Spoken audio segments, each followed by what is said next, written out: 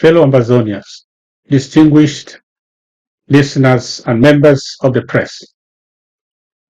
We gather today at a moment when the political cult in Yaoundé is once again staging what it dares call an election.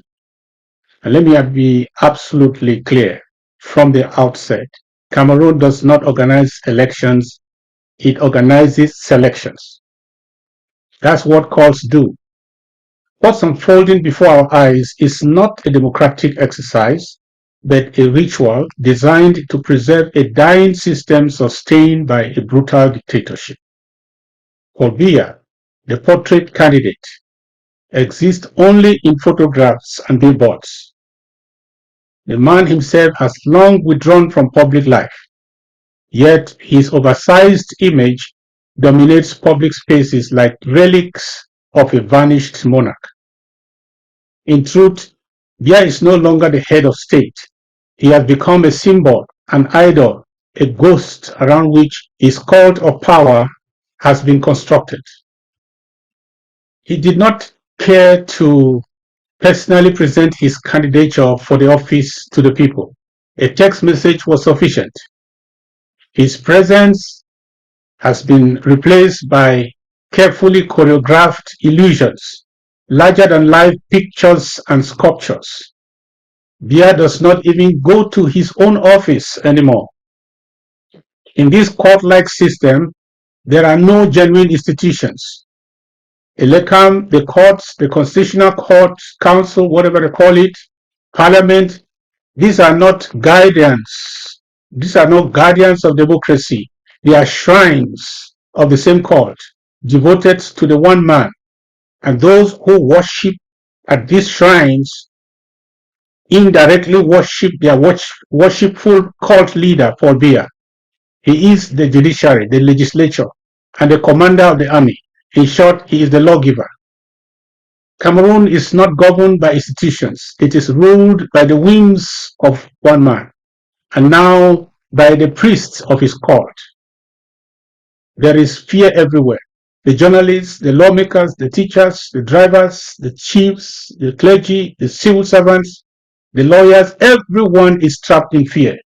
Succession talk is a taboo. It belongs to the gods, no question.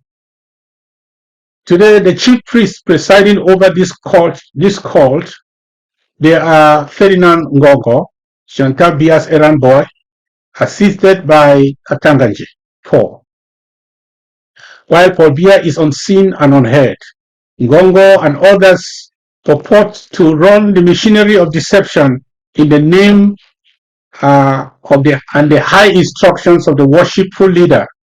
Yet, the entire system is crumbling because it is built not on constitutional order or civil participation, but on lies and coercion. Even the architects and benefactors of Biya's unconstitutional reign are now scared to death. Let us examine the so-called opposition candidates.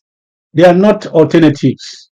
They are regime hangers-on, dressed in garments of opposition to deceive both Cameroonese and the international community. Real opposition has been systematically cancelled, banned, or exiled. Those who present themselves today are candidates.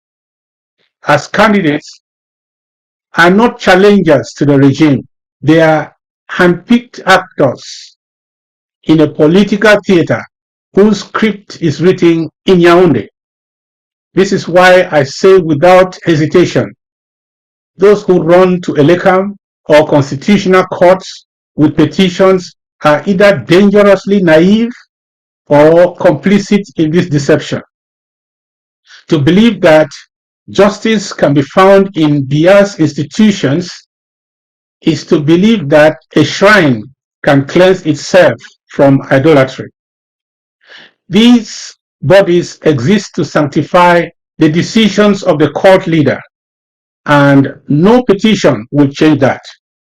Cameroon is therefore not moving towards renewal, it is moving towards self-destruction. The center cannot hold.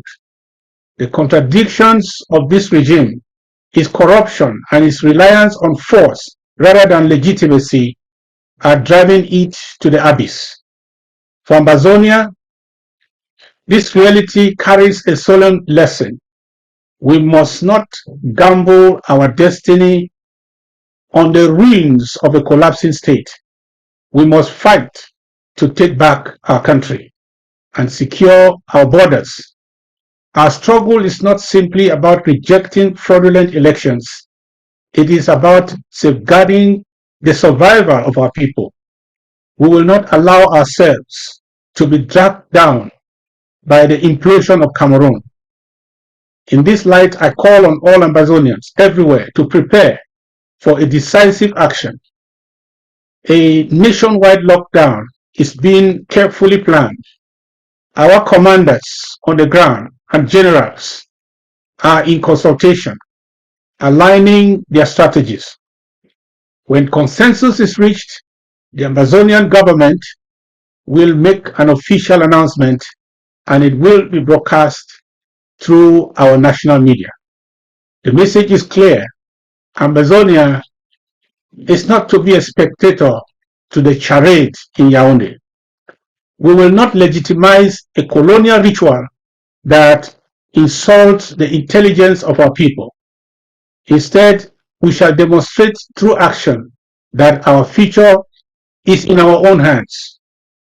To our people, I say, remain vigilant, remain united, and remain resolved.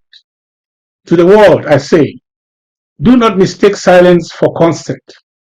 Ambazonia has chosen the path of freedom, and no fraudulent election in Yaoundé can alter that destiny. The most important thing for us to do now is to draft, organize, and galvanize our resistance, unite our forces at home and in the diaspora. Thank you for having me, Padi. I am ready for you and for your audience. God bless you and bless our nation. Thank you.